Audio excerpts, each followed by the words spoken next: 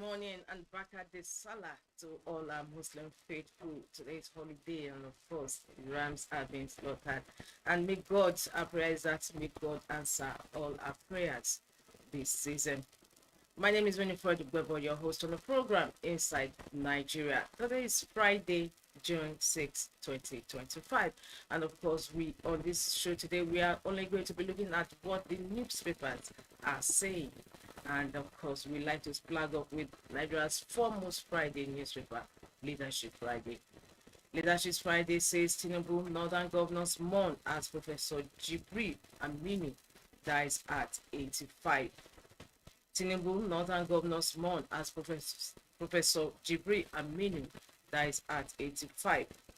And just beside the masthead of Leadership Friday, federal government sets up committee for 2025 Democracy Day celebration. The celebration day for Democracy Day is next week, June 12th. Federal government sets up committee for 2025 Democracy Day celebration. And atop the masthead, once again, Tinubu Northern Governors mourn as Professor Jibri Aminu dies at 85. From the cover of Leadership Friday, we move to the inside page where we have page 3 inside today's stand. And today's stand is on Eid al-Adha, a lesson in service and sacrifice. Eid al-Adha, a lesson in service and sacrifice. Let's take some excerpts from that stand today in Leadership Friday. It says today, the 10th of June, Hijjah, the last month of the Islamic calendar, is marked by Muslims the world over as the day of Eid al-Adha, the festival of sacrifice. The day is significant in many respects as it commemorates the piety and obedience of Prophet Ibrahim A.S. and his son Ismail A.S. While Prophet Ibrahim was ready to sacrifice his son in obedience to Almighty Allah's instruction, his son presented himself unconditionally. In demonstration of absolute submission to Allah's will, both father and son submitted themselves, and the sacrifice was about to take place at Mount Arafat when Allah rescued the son with a ram. We move towards the conclusion. It says, sadly, Nigerians are marking this year's Eid under excruciating pain occasioned by hunger and high cost of living, arising from the government's ill-thought-out economic policies, recurring killings, natural disasters, and other threats to lives and property. More than anything, the current situation underscores the need for Nigerians who have the means to use the occasion of Eid to put smiles on the faces of the less privileged. In our opinion, the time is right for national and subnational governments to ensure good leadership and call on inclusive governance and implement policies with a human face. As Nigerians celebrate, we must not depart from the Islamic teachings of moderation. We must take to heart the fact that in Islam, there is no room for excesses. Importantly, we must carry on with the virtues of Eid al-Adha beyond the celebration by ensuring that we always guide our conduct accordingly. These are excerpts from today's stand in Leadership to commemorate the Salah season. Congratulations once again.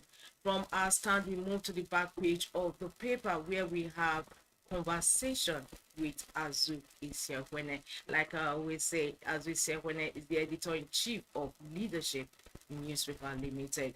And today's conversation is on understanding the flight announcer. Understanding the flight announcer. Today's conversation with Azu. And in quote, in many parts of the world, airports are enhancing the quality of announcements. Obviously, it's not so with Nigerians and flight announcers. Of course, this is something that you have to find out when you log into the website to read today's conversation. But before we leave the back page, let's see what Ghana Must Go is saying. The news today on Ghana Must Go: federal government 615 billion yen Japanese loan to boost food security. And of course, Ghana Must Go ask You want to sell us to Japan? It's a question you find answers still. Don't forget to log into the website of Leadership Friday for continuation of today's stories. www.leadership.ng. From leadership, we move over to the next paper we have on our lineup, and that is This Day. This day's leading story says Tinubu, Nigeria has secured over $2.2 billion for health sector reforms. Tinubu, Nigeria has secured over 2.2 billion naira, dollars for health sector reforms. Inaugurates $30 million Afrizi Bank funded medical center in Abuja. $75 million set aside as endorsement fund for research. Leading story today on this newspaper. Let's just take what some of the experts say underneath that story on the cover of This Day. President Bola Tinubu yesterday officially inaugurated the African Medical Center of Excellence, AMCE, in Abuja, describing the project as a monument to African resilience and innovation and a bold step towards Nigeria's emergence as a global healthcare hub. This is as it disclosed that the country has secured over $2.2 billion in health sector commitments through the Nigerian Health Sector Renewal Investment Initiative. These are excerpts from that leading story today on This Day newspaper. Tinubu says Nigeria has secured over $2.2 billion for health sector reforms. Also on this cover of This Day, at inauguration of Lekki Seaport Access Road, Tinubu pledges more funds for infrastructure development. At inauguration of Lekki Seaport Access Road, Tinubu pledges more funds for infrastructure development. The story continues on page 8 of This Day.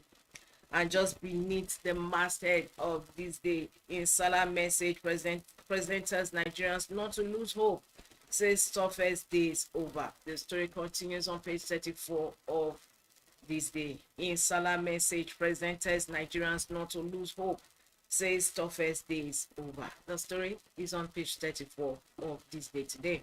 And don't also forget to log into the website of This Day newspaper for continuation of these headline stories.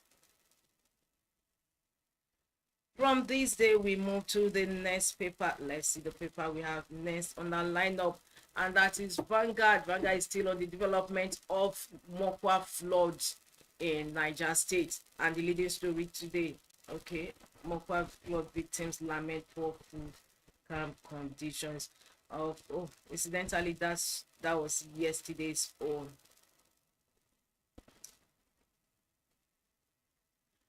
So it's on this, okay. Yes, Vanguard today says Idek Kabi, high cost of transport, foods damping celebrations. Leading story today on Vanguard newspaper, Idek Kabi, high cost of transport, foods damping celebrations. And of course, it has riders underneath that leading story. Beneath that, Tinubu directs. Okay. Yes. Idek Kabi, high cost of transport, foods damping celebrations. The riders beneath that leading story says residents lament high costs. Farmers, traders bemoan low sales. Passengers deploy hike in transport fares. Kickers to the leading story on Vanguard this Friday, June 6, 2025. Idek Kabi, high cost of transport, foods damping celebrations. Residents lament high cost. Farmers, traders bemoan low sales. Passengers deploy hike in transport fares. Underneath that leading story, Tinubu directs toiling of legacy roads in states. Abraka boys as kidnappers ambush security operatives. Happy Idek Kabi to our readers. Coming from Vanguard newspaper. These are leading stories today on Vanguard newspaper this Friday. Don't forget to log into the website of Vanguard, www.vanguardngr.com, for continuation of those leading stories. It's on that note we come to the end of today's Inside Nigeria on our newspaper review segment of the show. Don't forget to join us same time next week, Monday, for another fresh edition other program inside Nigeria. Meanwhile, don't also forget to log into this station for news on the app. My name is Winifred Global once again. Thanks for joining us. Thank you for watching. For sponsorship and advert placements, please contact 080-3688-6158. Last Word Leadership Podcast Studio. You have the last word.